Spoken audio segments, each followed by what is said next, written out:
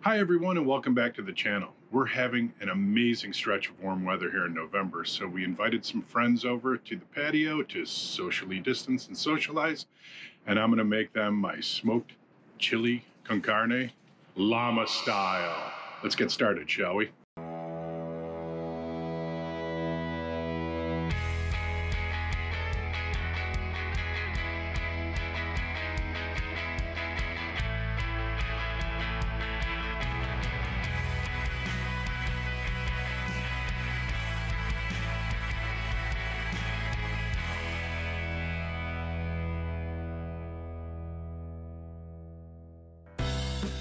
To start, we'll need 2.5 pounds of ground chuck. It's in the fridge. 2 cups of beef stock. 1 tablespoon of tomato paste. 2 15-ounce cans of chili beans. 1 can of diced tomatoes. 3 garlic cloves, soon to be minced. 2 bell peppers in colors of your choosing. 1 sweet onion. 2 tablespoons of olive oil. And in here is a pinch of kosher salt. 2 tablespoons of chili powder. 1 tablespoon of cumin, 1 teaspoon of dried oregano, 1 teaspoon of cayenne pepper. I like more, but when entertaining I keep things on the mild side, and 1 teaspoon of white pepper. And lastly, 3 ounces of dark chocolate morsels.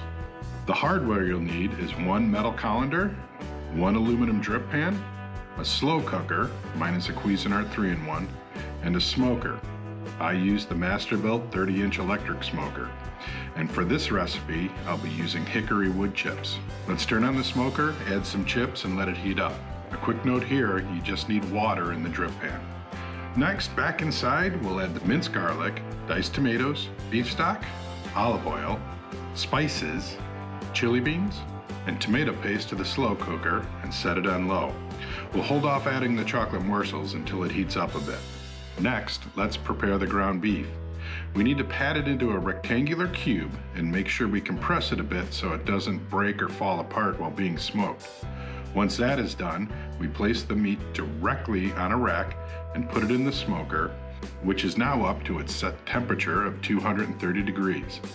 Place the drip pan on the rack below the ground beef and set a timer for 30 minutes. Now let's head back inside to prep the peppers and the onion. I'll speed up this chopping process so I don't get any negative comments about my horrific knife skills. After chopping, add the onions and peppers to the metal colander and just mix them up a bit. At this point, we can add the chocolate morsels to the slow cooker.